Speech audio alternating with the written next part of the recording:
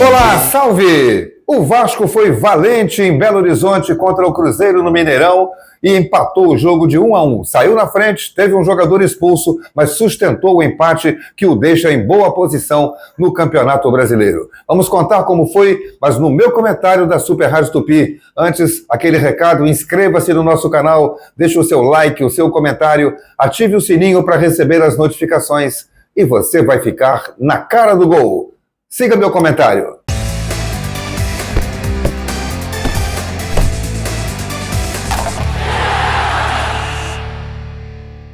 Gabriel Andreso, meus amigos da Super Rádio Tupi e dos nossos canais de interatividade, dos nossos canais das redes sociais, torcida do Vasco de modo especial, pode sair comemorando um bom resultado.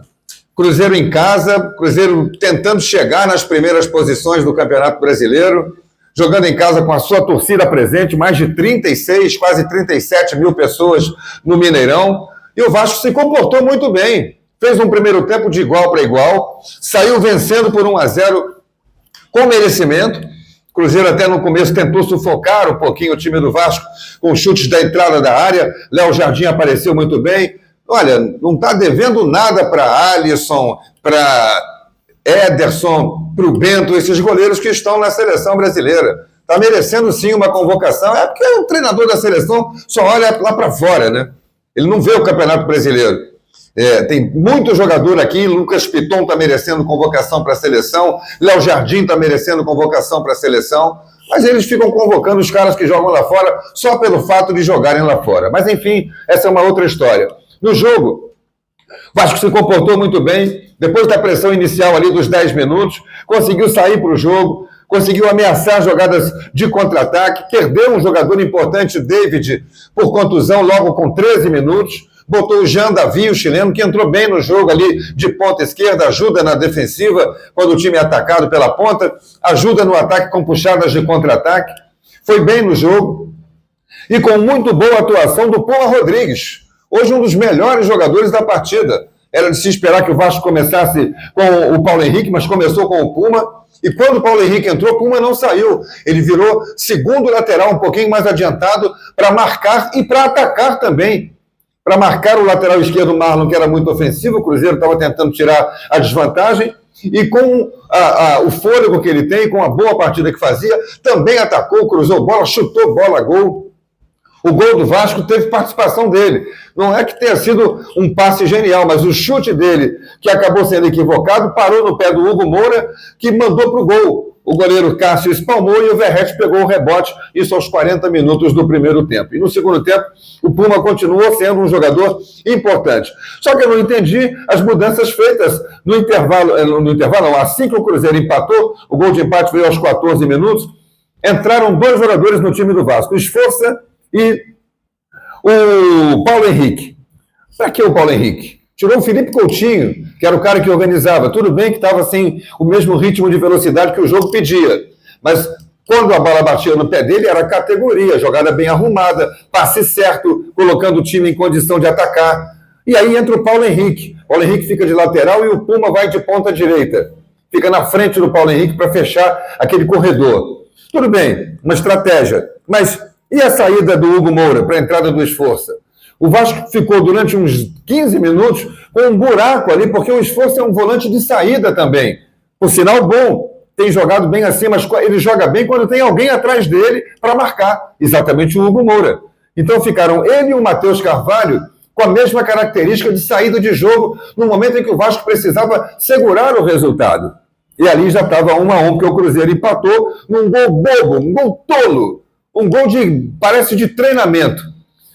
Um córner batido da esquerda para trás, o Barreal cruza a bola na área, o zagueiro Zé Ivaldo, longe do gol, dentro da grande área, mas longe do gol, mais ou menos atrás da linha da marca do pênalti, um pouquinho mais para o lado da área, cabeceia, Piton não disputou a bola, né, Piton? Bola cruzada na área, disputa a bola com o adversário, para não dar folga para ele. O cara cabeceou sem nenhuma necessidade, sem nenhum esforço, e a bola vem fazendo uma viagem, descaindo devagarinho, e ali o goleiro Léo Jardim me pareceu que custou muito a reagir. vendo a trajetória da bola, talvez não acreditando que ela fosse na direção do gol, e foi um gol bobo que o Vasco levou aos 14 minutos do segundo tempo. E aí era de se esperar a pressão do time do Cruzeiro. Tudo bem, o Cruzeiro foi para dentro, foi trocando peças, mas ao mesmo tempo em que trocou colocando o Peralta no lugar do Vital, ele perdeu um pouco mais de jogada pelas pontas. Caiu por lá o Barreal. Mas o Cruzeiro ficou abusando de cruzar bolas na área. Não estava num bom dia o Lautaro Dias, errando. Houve uma jogada que o Caio Jorge pela direita meteu um cruzamento rasteiro. O João Vitor não conseguiu cortar e o Lautaro Dias, de cara para o gol, deu uma furada sensacional. Furada de perna de pau, que ele não é. Ele é um bom jogador. Mas deu uma furada no lance que podia decidir a partida. E foi indo o jogo para o final. 33 minutos, o Matheus Carvalho, que já estava cansado, eu já ia pedir a palavra para dizer na transmissão da Tupi que ele precisava sair, que estava visivelmente cansado, chegando atrasado nas bolas metidas contra a defesa do Vasco, e ele vai numa dividida contra o Matheus Henrique por cima, na coxa, uma coisa desproporcional, não tem nem o que reclamar, não tem nem o que defender a entrada dele. Expulso, cartão vermelho direto para o Matheus Carvalho. Com -1, só restava ao Vasco defender o resultado.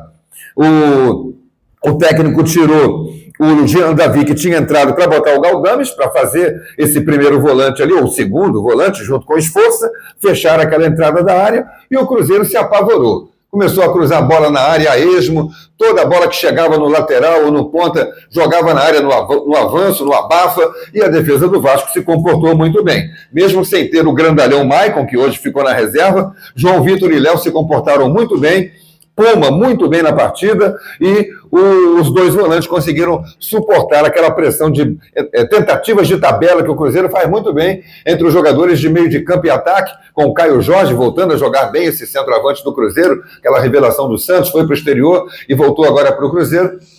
É um jogador infernal. Deixar espaço, ele chuta de qualquer pedaço do campo.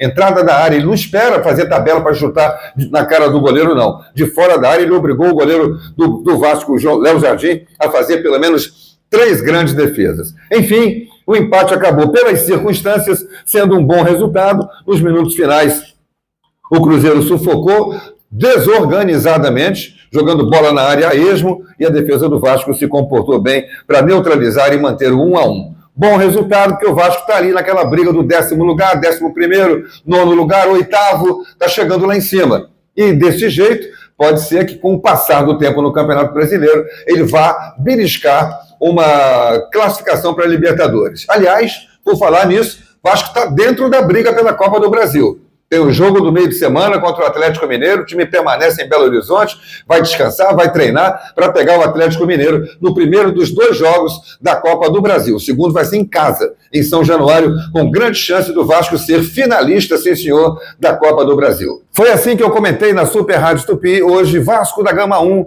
Cruzeiro 1. Bom resultado pelas circunstâncias do Vasco, que se mostrou valente, guerreiro mais uma vez para superar uma dificuldade de terminar o jogo com um jogador a menos. Aquele recado para você, inscreva-se no nosso canal, deixe o seu like, o seu comentário, ative o sininho para receber as notificações e você vai ficar na cara do gol.